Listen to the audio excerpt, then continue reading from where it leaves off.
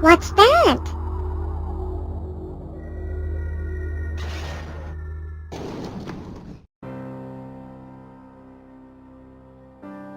Looks green, just like us. No, it's different. It doesn't have a mouth. How does it feed itself? Is it a live organism?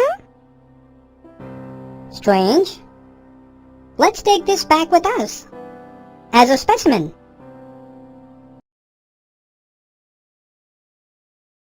This lesson explains how plants manufacture food through photosynthesis.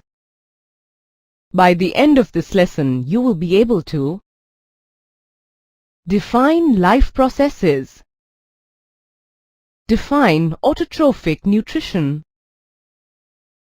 explain the process of photosynthesis, illustrate the importance of chlorophyll through an experiment, illustrate the importance of carbon dioxide through an experiment, and illustrate the importance of sunlight through an experiment.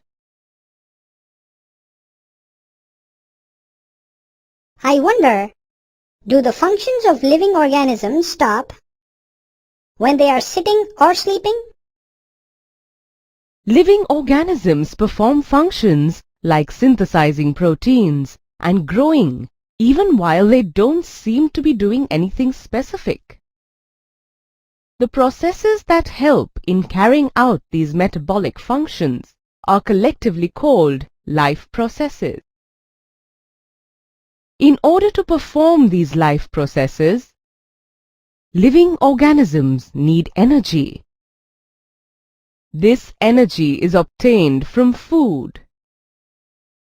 This entire process of obtaining energy from food is called nutrition. The nutritional processes of living organisms are decided by how complex the organisms are. Plants and a few bacteria use inorganic substances to prepare their food in the form of organic compounds. So they are called autotrophs. The process of nutrition in autotrophs is known as Autotrophic Nutrition. Fungi and animals cannot prepare their own food and directly or indirectly depend on autotrophs for their food. Such organisms are called heterotrophs, and the process of nutrition in heterotrophs is called Heterotrophic Nutrition.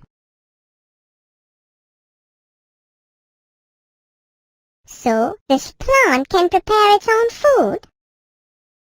That's right. Plants prepare food through photosynthesis. The process of using energy in sunlight to convert water and carbon dioxide into carbohydrates and oxygen is called photosynthesis. Let's look at the basic raw materials needed to perform photosynthesis. Sunlight acts as a source of energy. Carbon dioxide is obtained from the atmosphere. Water is absorbed from the soil by the roots of plants. Leaves have tiny pores on their surface called stomata. Stomata let in the carbon dioxide from the atmosphere. The carbon dioxide then diffuses into cell organelles called chloroplasts, which carry out photosynthesis. Let's take a closer look at these stomata. If the stomata are open all the time, the plant may lose large amounts of water through them. To prevent this, the stomata are opened only when the plant needs carbon dioxide for photosynthesis. Stomata contain guard cells that regulate the opening and closing of stomata. When water flows into them, the guard cells swell and open up the stomata. Similarly, if the guard cells shrink, the pore closes. Chloroplasts are bound by a double membrane. They contain closely packed flattened sacs called thylakoids arranged in piles called granum. These granum lie in a colorless ground substance called stroma. Thylakoids contain a pigment called chlorophyll, which traps solar energy. Interesting. And how does the process of photosynthesis take place? Photosynthesis involves a series of photochemical reactions that consists of two phases, light and dark reactions. Light reaction takes place in the thylakoids of the chloroplast. Dark reaction takes place in the stroma of the chloroplast.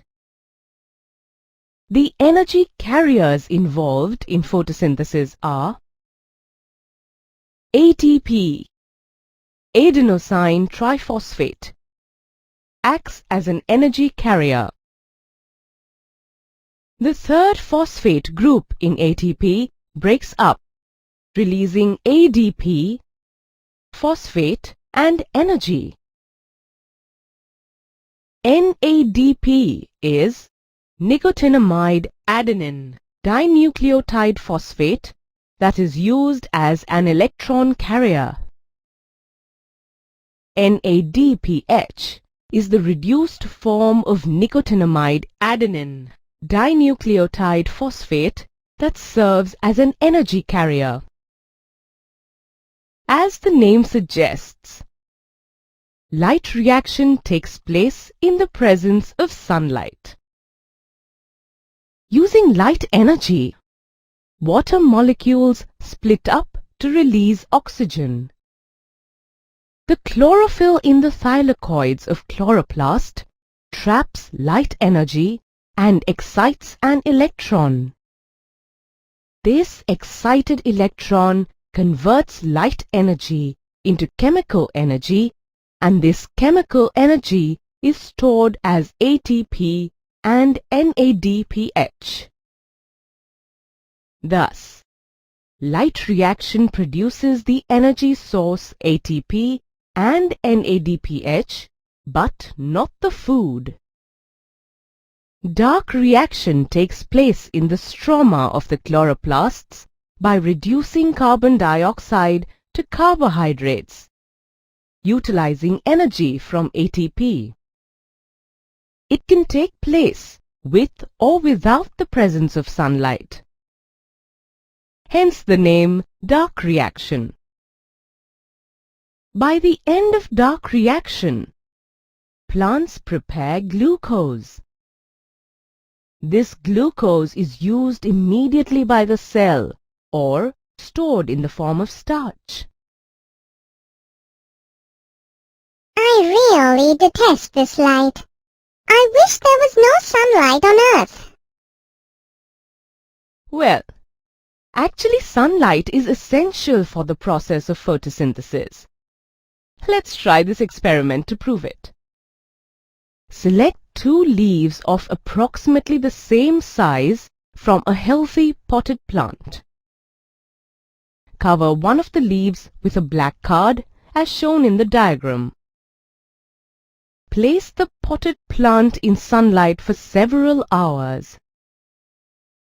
Test both the leaves for the presence of starch using the iodine test. To conduct an iodine test, dip both the leaves in boiling water for a minute to kill the cells. Next, boil the leaves in methylated spirit over a water bath till they become pale due to the removal of chlorophyll. You will find that the surface of the leaf becomes hard and brittle. Place the leaves in a dish and pour iodine solution over them. You will find that the leaf which had been covered with the black card becomes brown. The uncovered leaf becomes blue-black, indicating the presence of starch. Since the leaf of the plant that was exposed to sunlight turned blue-black, you can conclude that light is essential for photosynthesis. Let's conduct a small experiment to prove that chlorophyll is necessary for photosynthesis to take place. Take a potted plant that has variegated leaves, such as crotons. Keep the plant in a dark room for 3 days so that all the starch gets used up. Now keep the potted plant in sunlight for 6 hours. Pluck a leaf from the plant. Mark the green areas in it and trace them using a sheet of tracing paper. Now, dip the leaf in boiling water for a few minutes. This process destroys all the enzymes in the leaf and stops any further chemical changes from taking place. After boiling, immerse the leaf in a beaker of alcohol.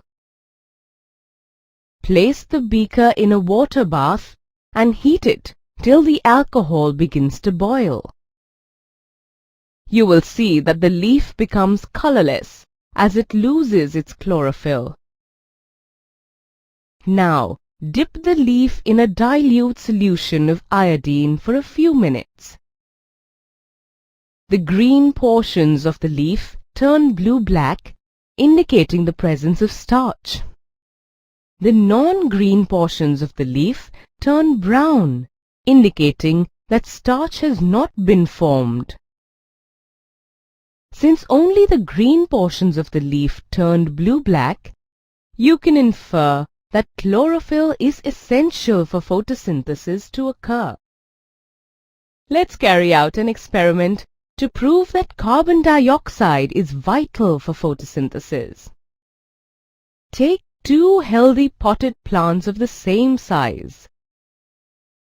Keep the potted plants in a dark room for 3 days. Now, place a watch glass containing potassium hydroxide beside one of the potted plants. Potassium hydroxide is used to absorb carbon dioxide. Next, cover both the plants with separate bell jars as shown. Seal the bottom of the bell jars to the glass bottom surface so that the setup is airtight.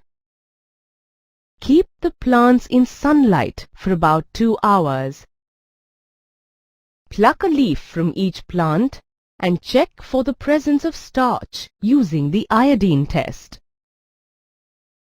The leaf which was exposed to air turns blue-black.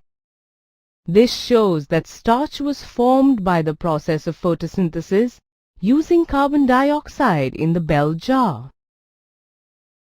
The leaf from the plant that had potassium hydroxide in the bell jar does not become blue-black.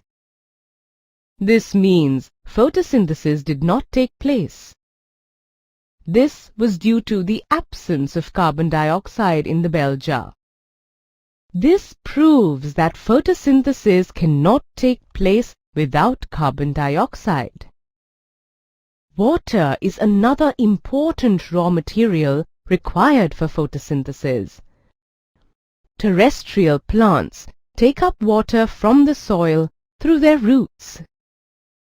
Carbohydrate formation is not possible without the presence of water.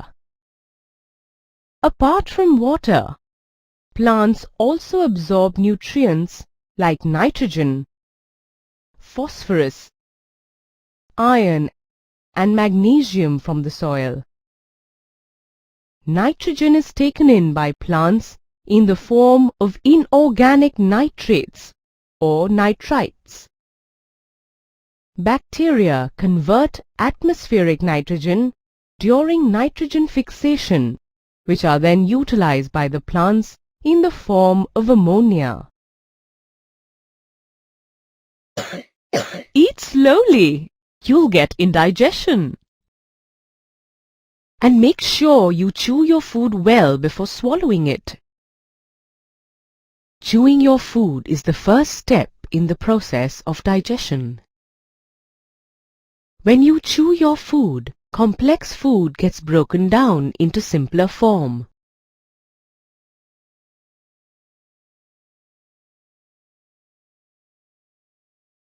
This lesson is about nutrition in different types of organisms. By the end of this lesson, you will be able to define heterotrophic nutrition, explain heterotrophic nutrition with respect to unicellular and multicellular organisms, list the organs of digestion, describe the process of digestion in human beings, and explain how saliva prevents tooth decay. Each organism is adapted to its environment. The form of nutrition depends on the type of food as well as how it is obtained by the organism. For example, a deer gets its nutrition from grass, and the tiger in turn feeds on the deer. Animals that depend on plants or other animals for their nutrition are called heterotrophs.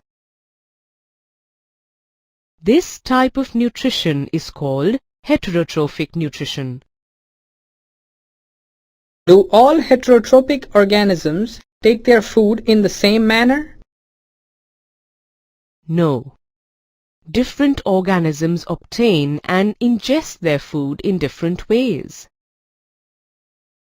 Fungi, like bread molds, yeast, and mushrooms, break down non-living organic material outside their bodies before absorbing it.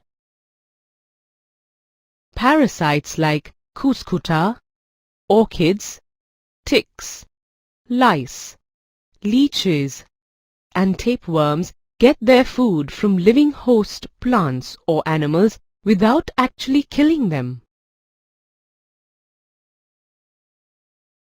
Let's see how animals take in complex food and break it into simpler forms inside their bodies. Unicellular organisms like amoeba and paramecium do not have any special organs for the process of nutrition. They absorb food through their body surface. An amoeba feeds on microscopic animals that live in water. When an amoeba wants to take in a food particle, it encircles the food with its pseudopodia, and the food is enclosed in a food vacuole. The food in the food vacuole is digested by lytic enzymes. The digested food diffuses into the body of the amoeba, whereas the undigested food is thrown out.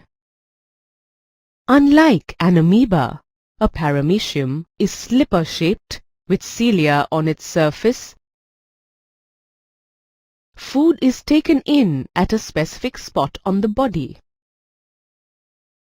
When a paramecium wants to take in food, its cilia pushes the food particle towards the entry point of the food tube. Inside the body, the food enters a food vacuole, where it is broken down into simpler form. Simple molecules are absorbed and waste material is thrown out. Multicellular organisms have specialized and complex organs for digestion, which form a digestive system. In the digestive system, food is taken in, broken down into a simpler form, and absorbed. the waste material is thrown out. This process of breaking down of complex food material into simpler form is called digestion. This digested food is absorbed by the body cells that provide fuel to live, the energy to work, and the raw material to build new cells.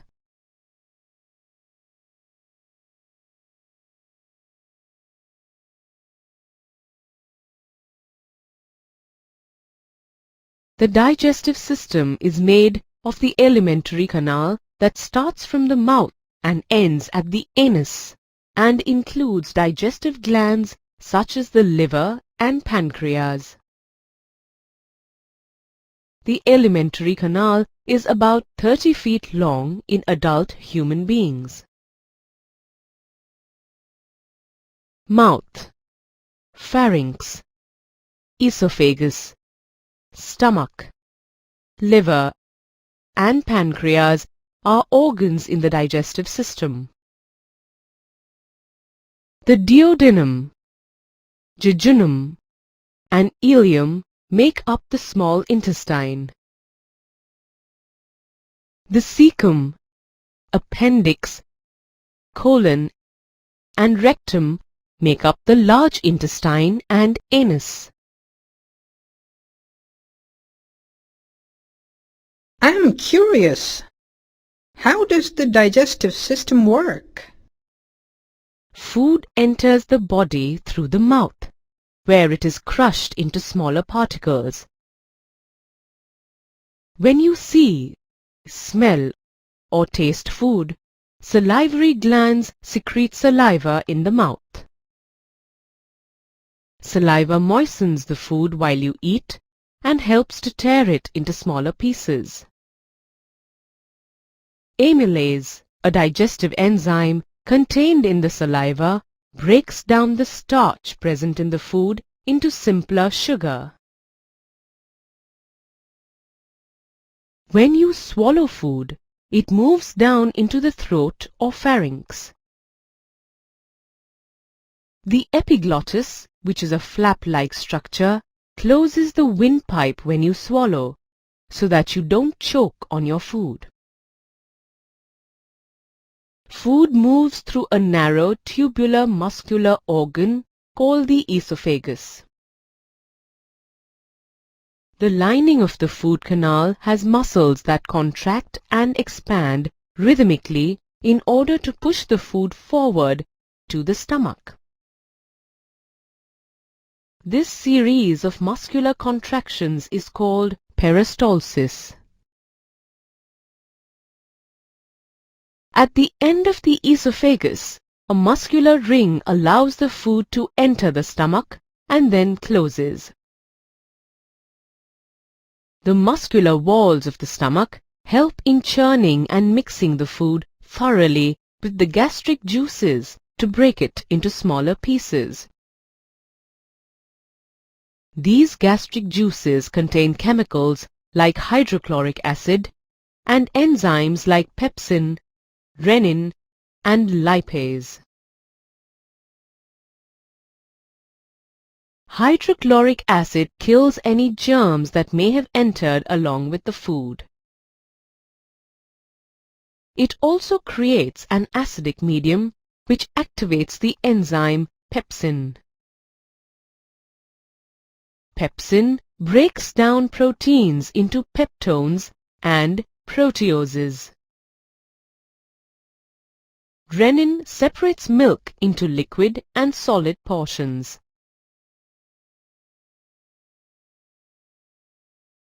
Lipases act on fats and help to break them down. This process continues till the food is turned into a thick liquid called chyme. The acidic food from the stomach reaches the first part of the intestine called duodenum.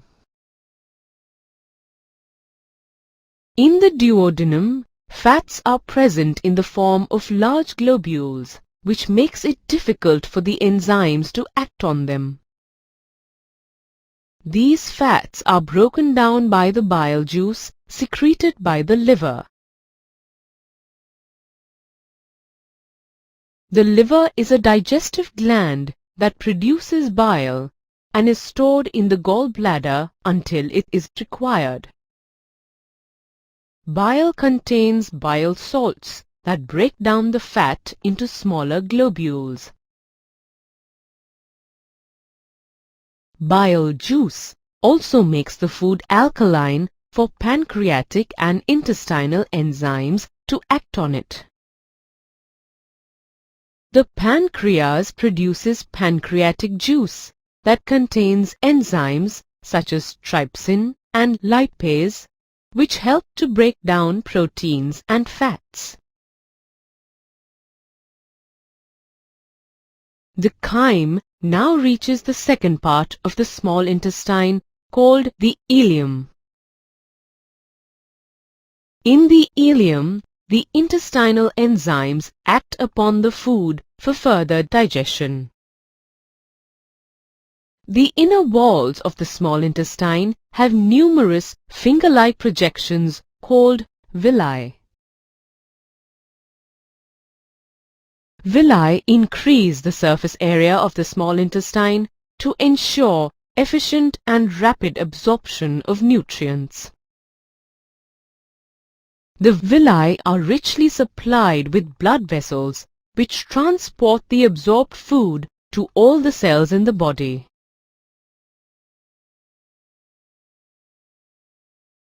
The small intestine is the longest part of the alimentary canal. The length of the small intestine is much shorter in carnivores as compared to herbivores. This is because herbivores eat a plant-based, fibrous diet which takes longer to digest as compared to a meat-based diet. The undigested food and water then move into the large intestine.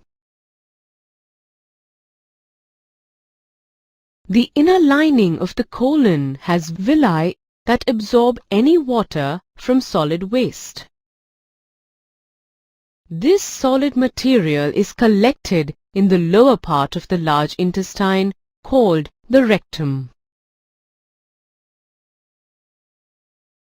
The appendix is a small, hollow, finger-like pouch which hangs at the end of the cecum. It does not have any function in the digestive system of humans. However, it is functional in herbivores such as cows. The rectum stores the solid excreta until it is ready to be excreted from the digestive system through the anus. Since saliva contains enzymes, is it harmful for the teeth?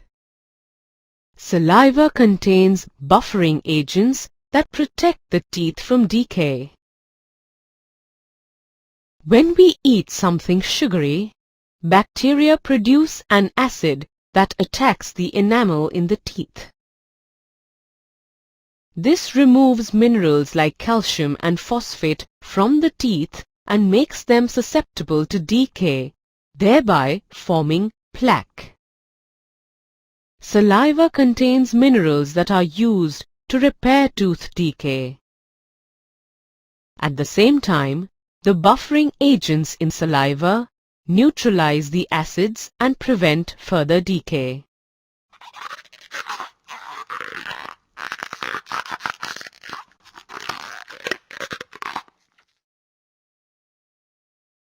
Phew! I'm out of breath. Let me get some air. Air is vital for us as it contains oxygen. Oxygen is used to break down the food we eat into energy. This energy, in turn, is used by us for various activities like running, walking, swimming, and cycling.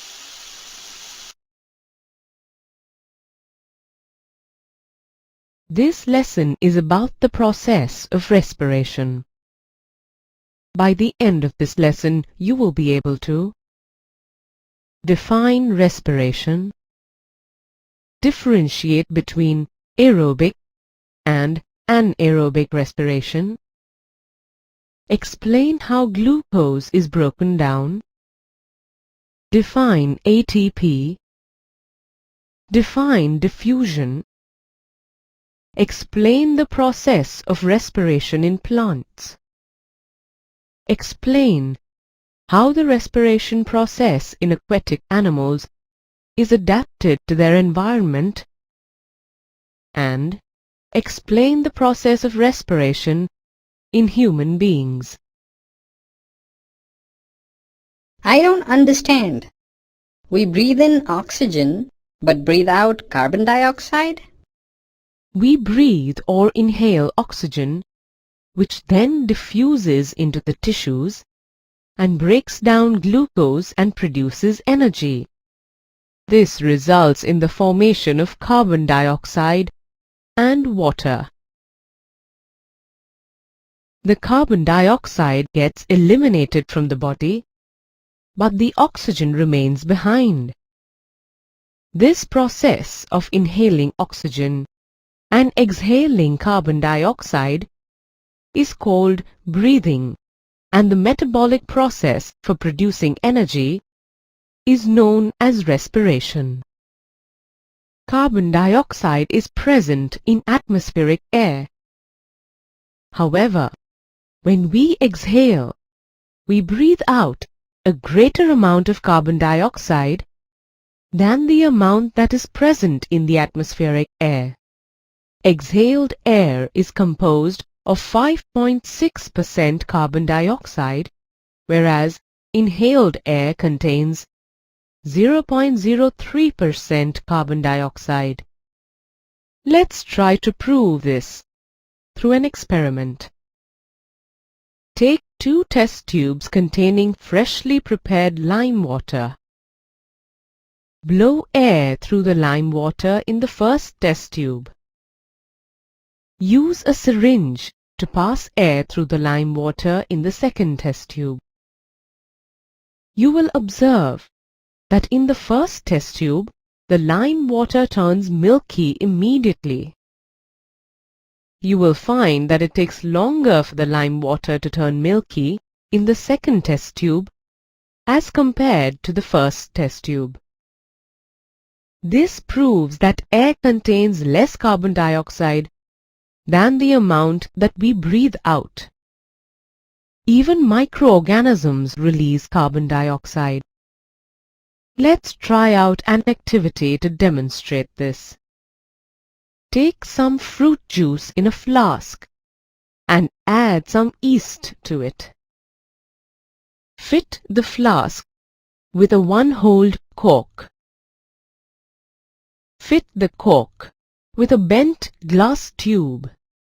Dip the free end of the glass tube into a test tube containing lime water. You will find that the lime water turns milky. From this activity, you can conclude that microorganisms release carbon dioxide. Yeast acted on the sugar present in the fruit juice and released carbon dioxide.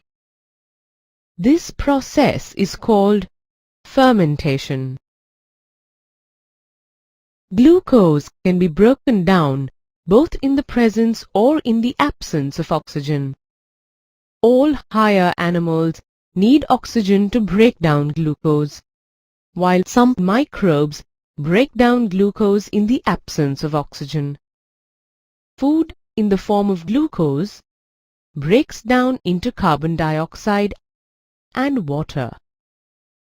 Since this process takes place in the presence of oxygen, it is known as aerobic respiration.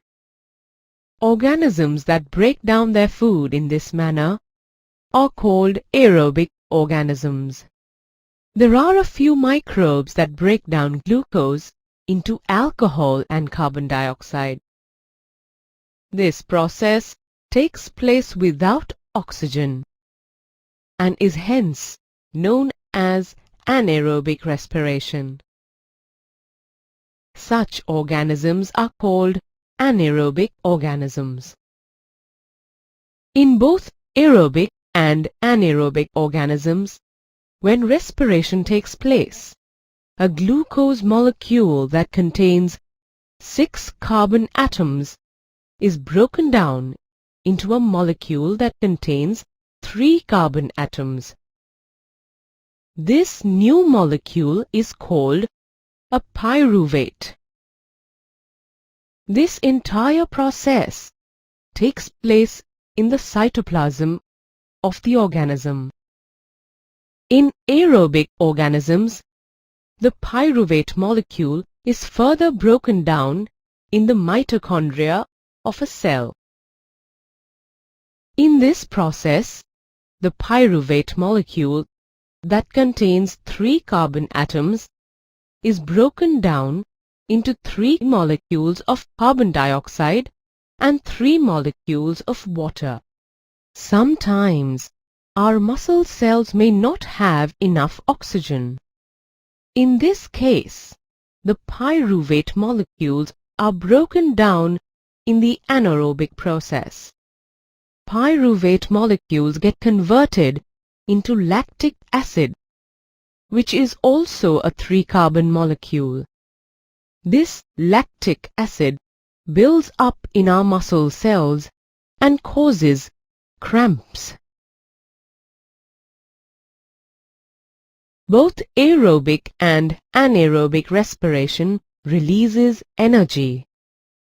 This energy is used to combine adenosine diphosphate, ADP, and inorganic phosphate to form adenosine triphosphate, ATP molecule. ATP is the molecular currency for the transfer of energy in most cellular processes. The energy released in the aerobic process is 19 times greater than in the anaerobic process. When the terminal phosphate linkage in ATP is broken using water, energy equivalent to 30.5 kilojoules per mole is released. The energy from ATP is used for cellular activities such as the contraction of muscles, protein synthesis, and conduction of nervous impulses.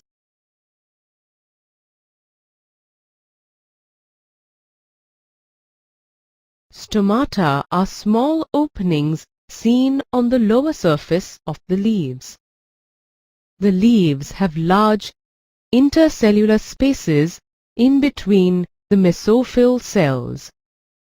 This ensures that all the cells are in contact with air. Carbon dioxide and oxygen are therefore exchanged through the stomata by diffusion. Diffusion is the process by which a gas from an area of high concentration will move to an area of relatively low concentration until an equilibrium is reached. During the day, carbon dioxide generated during respiration is used up for photosynthesis. Therefore, carbon dioxide is not released. Instead, oxygen is released as a result of photosynthesis. At night, photosynthesis does not occur, but respiration continues. Therefore, only carbon dioxide is released. Animals have different organs for respiration depending on their environment. Animals that live on land take in oxygen from the atmosphere. Aquatic animals, on the other hand, use oxygen that is dissolved in water. I wonder why goldfish open and close their mouths so many times. Fish take in water through their mouths. This water has dissolved oxygen in it, which diffuses into their blood. The water is then forced out through their gills. the amount of dissolved oxygen in water is much lower when compared to the amount of oxygen in air. So, the rate of breathing in aquatic organisms is much faster than in terrestrial organisms. This is why a fish opens and closes its mouth a far greater number of times as compared to the number of times you breathe in and out. Terrestrial animals have special organs for taking in oxygen from the atmosphere. All these organs have a structure that is in contact with the atmosphere. This structure increases the surface area for diffusion of air into the organs. The surface of this structure is very fine and delicate in order to allow diffusion of gases like carbon dioxide and oxygen. Since this surface is delicate, it is placed within the body. There are passages in the body that transport the air to this surface, allowing diffusion to take place. I have a cold. I can't seem to breathe properly. In human beings, air is drawn into the body through the nostrils.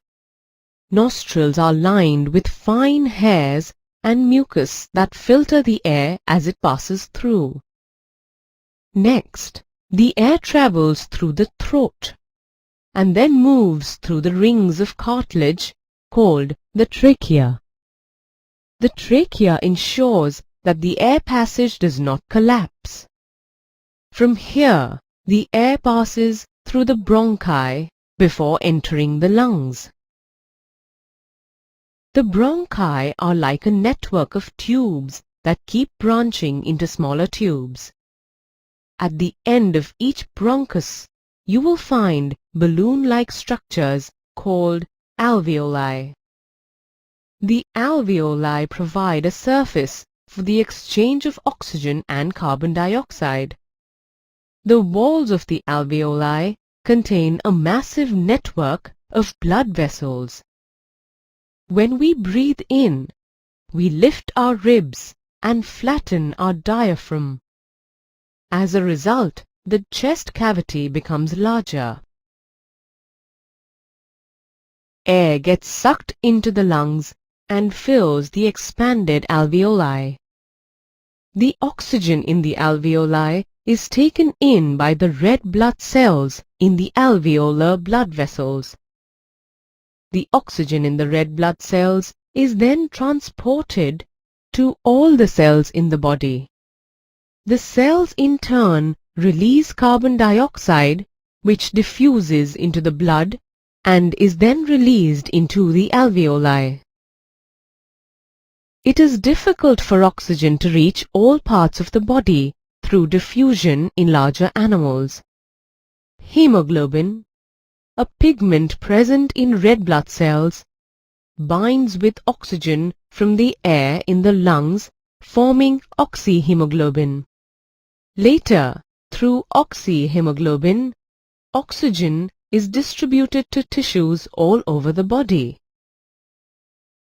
The tissues in turn release carbon dioxide, which diffuses into the nearby blood capillaries. Carbon dioxide is more soluble in water than in oxygen. Therefore, carbon dioxide is generally transported through blood as bicarbonate, which is its dissolved form. The train is an hour late. Now I won't reach in time for my meeting. Trains are used to transport both humans and freight. However, we often come across instances when trains don't reach their destinations on time. Animals have an inbuilt transportation system for carrying oxygen, nutrients, and waste products. This system is referred to as the circulatory system and consists of the heart and a network of blood vessels. Unlike a train, the circulatory system cannot afford to delay the transport of any substance within a body. This lesson explains how various substances like blood and lymph are transported through the bodies of animals. By the end of this lesson, you will be able to describe the composition of blood, describe how blood vessels transport blood through the body, describe the composition of lymph, compare the structure of heart in different animals, explain the process of circulation of blood in the heart, and define blood pressure. In Venice, a boat is the most important mode of transport. Venice is a city of canals where people use boats to travel from one point to another. In the circulatory system, blood is the most important mode of transport. Blood is a fluid connective tissue that consists of a fluid medium called plasma, in which red blood cells, white blood cells, and platelets are suspended. Plasma transports food, carbon dioxide, and nitrogenous wastes in dissolved form throughout the body. Oxygen is delivered to the tissues by a pigment called hemoglobin that is present in red blood cells.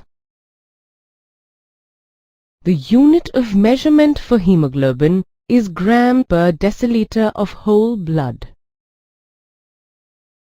In newborn babies, 17 to 22 gram per deciliter of hemoglobin is present. For children, the normal range is in between 11 and 13 gram per deciliter, and for adults, it is between 12 and 18 gram per deciliter. An adult male has a hemoglobin level between 14 and 18 gram per deciliter, and in adult women, it is between 12 and 16 gram per deciliter. The normal range of hemoglobin is not the same for all animals. In cattle, for example, the range of hemoglobin is between 8 and 19%, which is quite different from that of human beings. The city of Venice has an extensive network of waterways that allow boats to move around freely. Similarly, blood is transported from one part of the body to another through an intricate network of tubes called blood vessels. Blood needs to be pumped through the blood vessels for it to reach each and every tissue in the body. This function of pumping is carried out by the heart. Blood vessels are comprised of arteries and veins. Arteries are the blood vessels which carry oxygenated blood away from the heart to various organs in the body. When the blood flows out from the heart, it is at high pressure. To withstand this pressure while transporting the blood, the walls of the arteries are thick and elastic. On reaching an organ or tissue, the artery divides into smaller vessels so that the blood can reach each individual cell. The smallest vessels have walls which are 1 cell thick and are called capillaries. The thin walls of the capillaries allow oxygen and nutrients to pass from the blood into the tissues and waste products from the tissues into the blood. The capillaries then join to form veins that carry the blood away from the organ or tissue. veins collect blood from different organs and transport it back to the heart. As compared to arteries, veins have thinner and less muscular walls. This is because the pressure of the blood that they carry is much lower than that carried by arteries. Due to the same reason, veins have valves that allow the blood to flow only in one direction. This ensures that the flow of deoxygenated blood is one way, only towards the heart. If a blood vessel ruptures or gets cut, blood leaks out and results in bleeding. This makes blood flow out of the body. Alternately, the blood may flow out through a break in the blood vessel and stay within the tissue spaces. Both these cases could prove to be fatal. In addition, bleeding results in low pressure in the blood vessels, which affects the working of the heart. Platelet cells in the blood act as a defense against bleeding. When a blood vessel ruptures, platelets form a blood clot at the point of injury and help to plug the leak. The circulatory system also uses lymph or tissue fluid to transport substances through the body. Blood supplies nutrients to the tissues and collects the waste products which do not get absorbed by the tissues. The waste product and any excess fluid diffuse into the intercellular spaces of the tissues and then form the tissue fluid or lymph. Lymph is similar to the plasma in blood, but it is colorless and contains less protein. Once lymph is formed in the intercellular spaces, it drains into lymphatic capillaries. Lymphatic capillaries join to form larger lymph vessels that finally open into larger veins. The veins ultimately carry the lymph back into the blood. These white lines on the road are called dividers. They are used to separate incoming traffic from outgoing traffic. Similarly, the heart has specific chambers that prevent oxygenated blood from mixing with deoxygenated blood. The heart is a muscular organ which is about the size of our fist. The structure of the heart is not the same in all animals. Fishes have two-chambered hearts that have one ventricle and one atrium. The deoxygenated blood from the ventricle is pumped into the gills, where the exchange of oxygen and carbon dioxide takes place. The oxygenated blood then passes to the rest of the body and eventually returns to the atrium. Thus, blood circulates through the heart only once in the cycle. Therefore, this type of circulation is known as single circulation. Fishes are able to extract 80% of the oxygen contained in water passing over their gills. Human beings, on the other hand, can extract only about 25% of oxygen from inhaled air. Amphibians and reptiles have three-chambered hearts with two atria and one ventricle. Blood from the right atrium flows to the lungs, where the exchange of gases occurs. Blood then returns to the left atrium.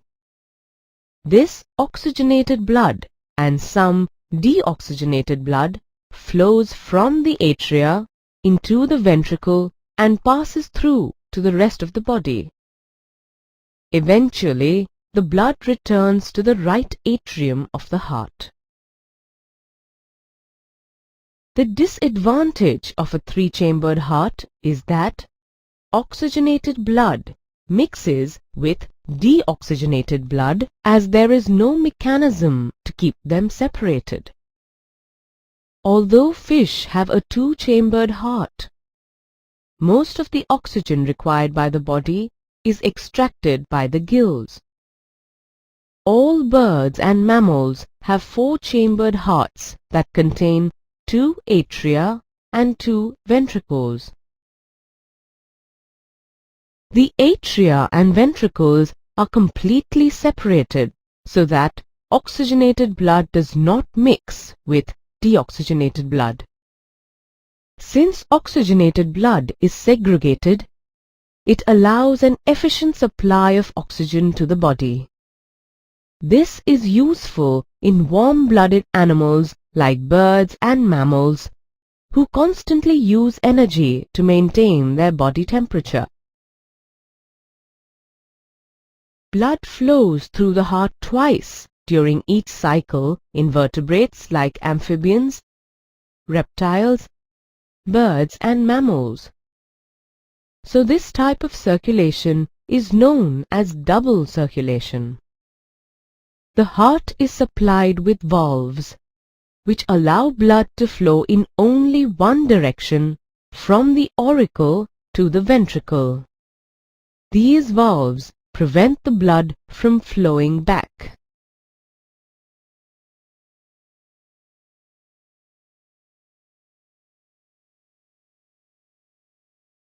Let's take a look at how the heart works in detail.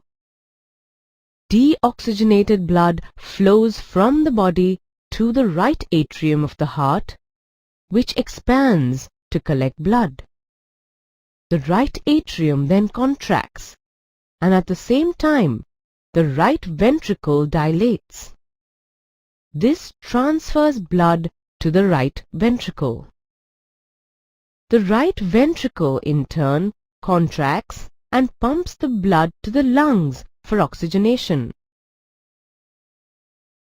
Since ventricles have to pump blood into various organs, their walls are thicker and more muscular than those of the atria. Valves present in the ventricles and atria ensure that blood does not flow backwards during contraction or expansion. Blood is oxygenated in the lungs and is carried back into the left atrium of the heart. The left atrium relaxes when it is collecting the blood from the lungs.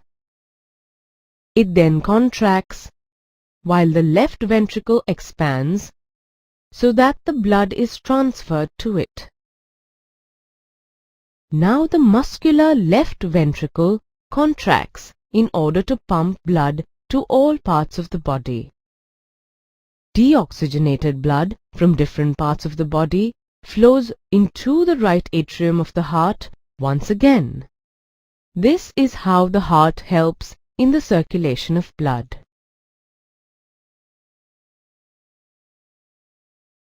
The body of a truck is equipped so that it can handle the stress exerted by heavy loads. Similarly, blood vessels are equipped to handle the pressure exerted by blood against their walls. This force applied by blood is called blood pressure. This pressure is much greater in arteries than in veins. The pressure exerted by blood against the wall of the artery during ventricular contraction or systole is called systolic pressure, and during ventricular expansion or diastole is called diastolic pressure. The normal systolic pressure is about 120 millimeters of Hg and diastolic pressure is 80 millimeters of Hg. An instrument called a sphygmomanometer is used to measure blood pressure. High blood pressure is also called hypertension. It is caused by the constriction of capillaries of arteries called arterioles. This results in increased resistance to blood flow. High blood pressure can lead to ruptured arteries and internal bleeding. It is 9 in the morning and the school bus is picking up children from the neighborhood. Children avail this type of transport every day. In the evening again, the bus drops the children at their homes. The bus is the school's lifeline and the preferred transport of all children. In the same way, plants also have specific tissues which act as lifelines. These tissues transport nutrients to different parts of the plant. This lesson is about the transportation of water and nutrients to different parts of the plant body. By the end of this lesson, you will be able to describe the process of transportation in plants. Describe the vascular tissue in plants. Explain how water and minerals are transported through the xylem. And explain how food is transported through the phloem. Hi, I'm Cabby, and this is my solar-powered taxi. I am out to create a record for the longest drive made on solar power. Why don't you join me?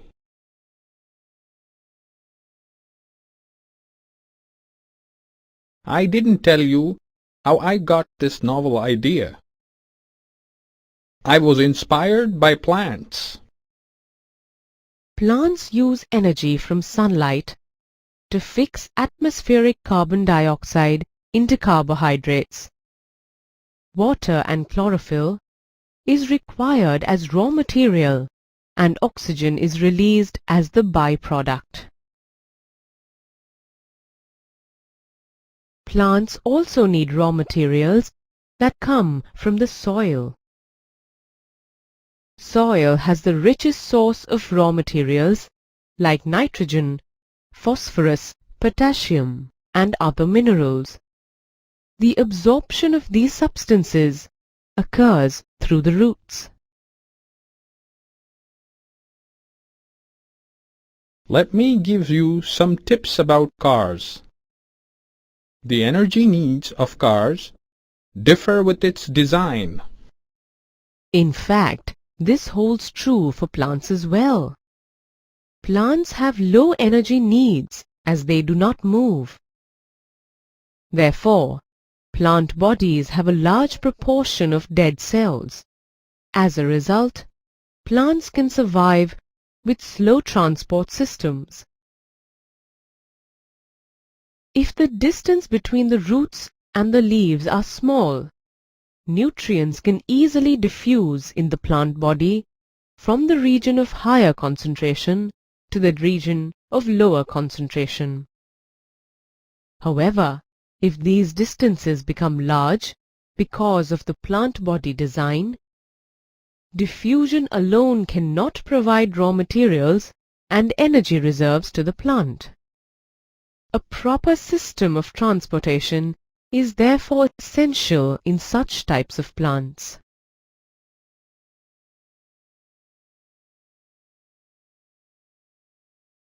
There's a fix to every problem. Tall plants have transport systems called vascular tissues, which move raw materials from the roots and food from leaves. This happens through two sets of conducting tubes that work independently. The xylem moves water and minerals from the soil to the plant. The phloem transports food from the leaves to different parts of the plant. Xylem tissue is present in the roots, stems and leaves. It has 4 different types of cells: tracheids, vessels, xylem fibers, and xylem parenchyma. Of these, only tracheids and vessels are interconnected to form a continuous system of water-conducting channels that reach all parts of the plant. As you can see, I take good care of my cab. Everyone needs nourishment. Plants get their nourishment from soil. In the roots, the cells in contact with the soil take up ions. This creates a high concentration of ions in the roots than in the soil. Therefore, water moves into the roots from the soil to eliminate this ionic difference. This process is known as osmosis. This ensures a steady movement of water into the roots, creating a water column that is pushed upwards. However, this pressure is not enough to move this water to the higher parts of a tall tree. Plants use the process of transpiration to move water in the xylem up to the highest parts of the plant body. Let's see how. Evaporation of water in plants takes place from the spongy mesophyll cells to the intercellular spaces present in the leaves and finally through the stomata to the atmosphere. This creates a suction which pulls water from the xylem cells of roots to higher parts. This loss of water in the form of vapor from the leaves and stem is known as transpiration. It seems we've come a long way from home. Let me tell you something about my cab. She needs to be cooled every now and then to perform her best. Transpiration helps to cool the plants and to get rid of excess water. During the day, when the stomata are open, the transpiration pull becomes the driving force in the movement of water in the xylem. Transportation of water in small herbaceous plants is influenced by root pressure. It usually occurs during the night when soil moisture is very high. Water is lost in the form of water droplets, which we often see as dew on leaves. Let's see what root pressure is. The osmotic pressure within the cells of a root system causes the water to move from higher concentration soil to lower concentration root cell. This pressure allows water to move from the roots into the leaves. The excess water exudates out as drops of xylem sap from the edges of leaves. This process is known as guttation. Wondering what happens to the carbon dioxide, water, and minerals once they reach the leaves? They are used during photosynthesis to prepare glucose. This glucose is transported from the leaves to the storage organs of roots, fruits, and seeds, and to the rapidly growing regions of the plant. Thus, the food not only moves downward, but also in upward direction. Transportation of soluble substances like sugars, amino acids, and hormones by phloem tissue is called translocation. Sugar is translocated in the form of sucrose. Phloem is made of 4 types of cells: sieve tubes, companion cells, phloem fibers and phloem parenchyma. Translocation takes place in the sieve tubes with the help of adjacent companion cells. Simple physical forces bring about transportation in xylem, while translocation in phloem happens by using energy in the form of adenosine triphosphate, ATP. Here's a detailed look at the process of translocation of glucose from the leaves to the roots. Water molecules move up the plant body by transpiration. Some water molecules move into leaf cells by osmosis. Glucose molecules in the leaves are transferred to phloem tissue using energy from ATP. This process is called active transport.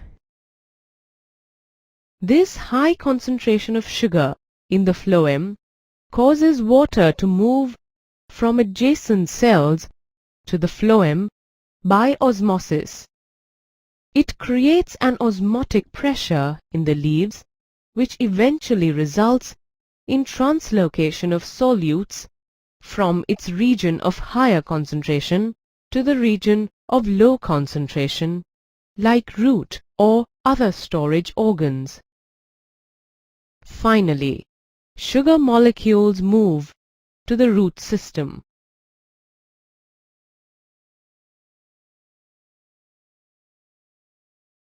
Looks like I've come to the end of the road. Thanks for giving me company. See you soon.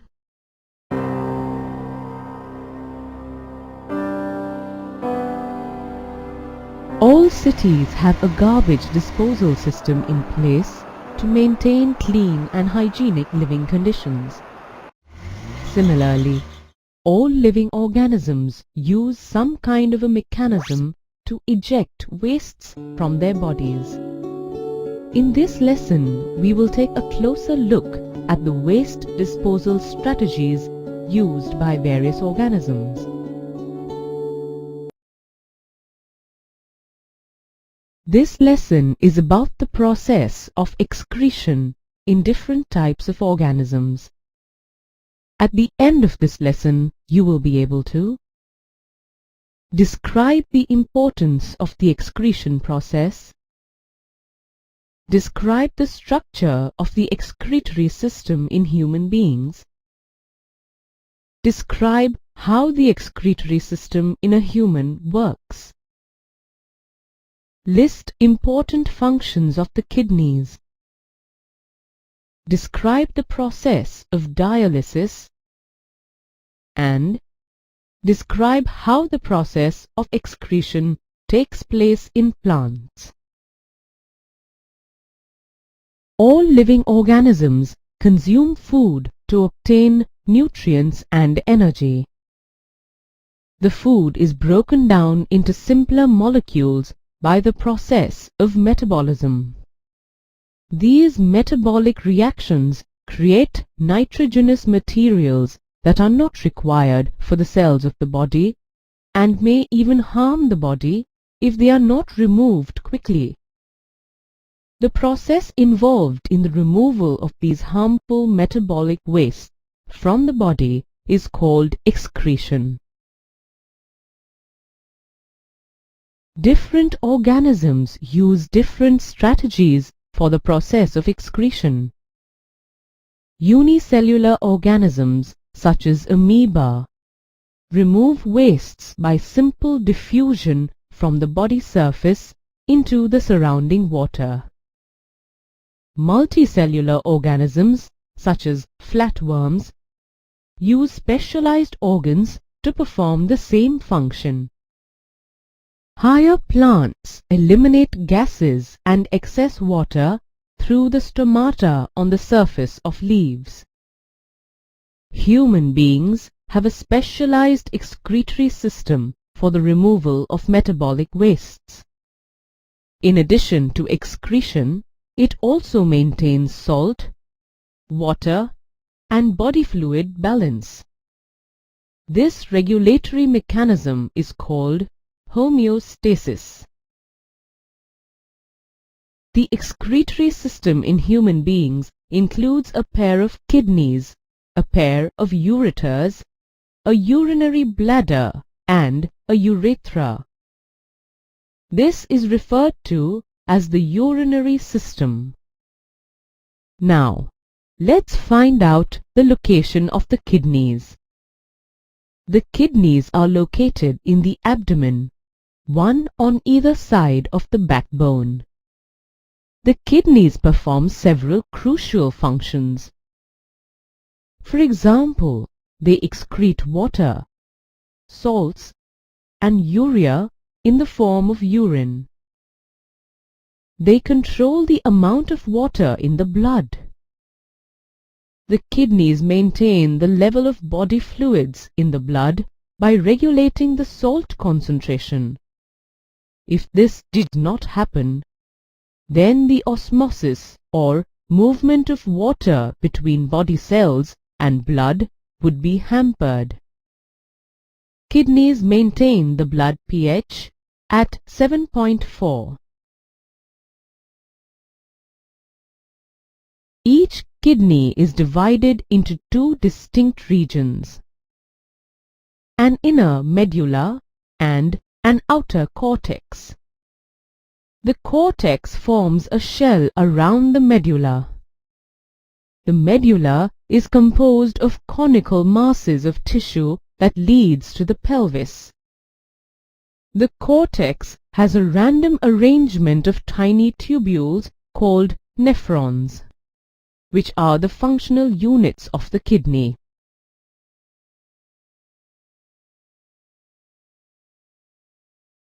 Each kidney contains about 1 million nephrons. Each nephron consists of a corpuscle and a renal tubule. A corpuscle is composed of tangled clusters of tiny blood capillaries called glomerulus. This is called the filtration unit. A thin-walled, sac-like structure called Bowman's capsule surrounds the glomerulus. The inner layer of Bowman's capsule covers the glomerulus, and the outer layer is continuous with the inner layer and with the wall of the renal tubule. The renal tubule leads away from the Bowman's capsule and becomes highly coiled to form the proximal convoluted tubule.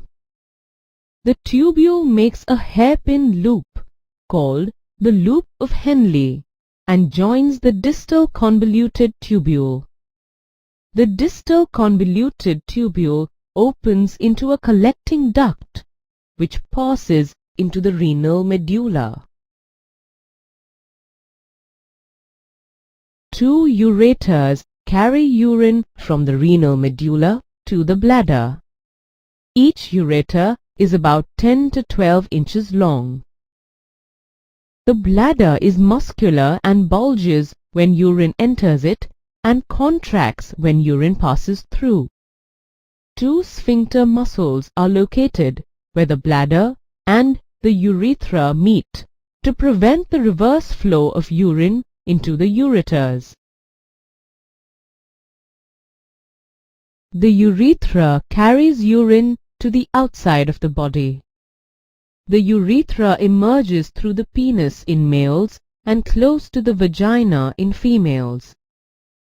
Thus, the excretory path in kidneys begins in the corpuscles and moves through the proximal convoluted tubule, loop of Henle, distal convoluted tubule, collecting duct, ureter, urinary bladder, urethra, and finally ends at the penis or vagina.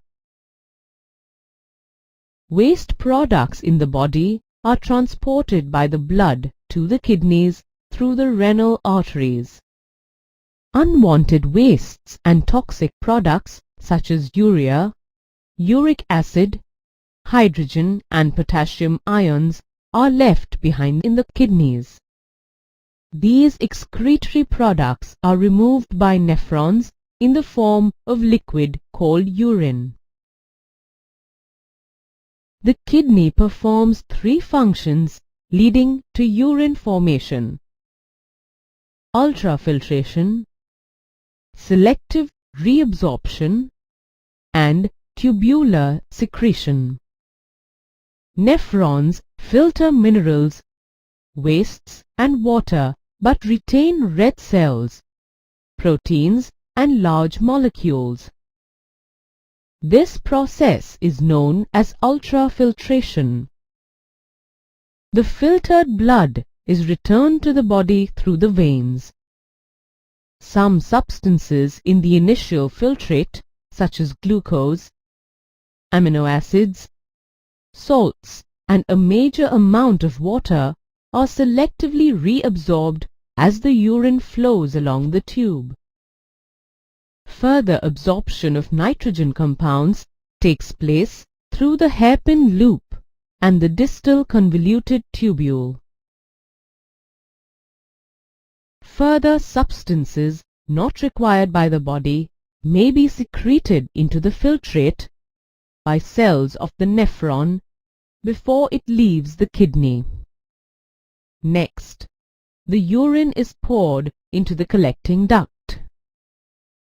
Then the urine flows from the medulla into the pelvis of each kidney. Finally, through the ureter, urine is drained into the bladder. The bladder is muscular, so it can expand to store the urine until it is disposed of. The muscles in the bladder make it open up automatically in babies when the bladder is half full. Adults can control these muscles. An adult bladder can hold about 800 milliliters of urine. In a normal healthy adult, the initial filtrate in the kidneys is about 180 liters per day.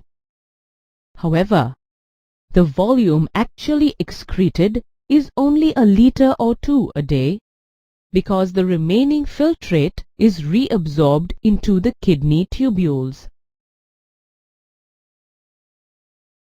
When factors like infections, injury, or restricted blood flow affect the functions of kidneys, it leads to the accumulation of poisonous wastes in the body. If not detected on time, these accumulated wastes can lead to death. For people with an injured kidney, an external artificial kidney can be used to remove nitrogenous waste products from the blood. The process of externally purifying the blood is called dialysis. An artificial kidney contains a number of tubes with a semi-permeable lining suspended in a tank filled with dialyzing fluid. This fluid has the same osmotic pressure as blood, except that it is devoid of nitrogenous wastes. The patient's blood is passed through these tubes.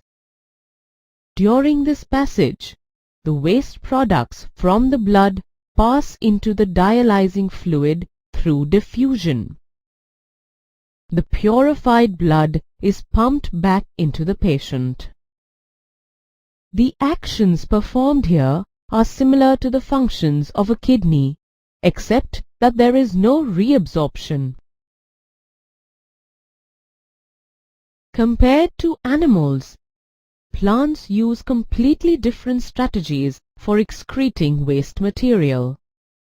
These techniques differ from plant to plant. During photosynthesis, plants release oxygen as a waste product, and during respiration, they release carbon dioxide. Plants get rid of excess water through transpiration. Many plant waste products are stored in the vacuoles of cells. Waste products may be stored in leaves that fall off. They may also be stored as resins and gum, especially in old xylem. Other wastes include dead plant tissues like cork. Plants also excrete some waste substances into the soil around them.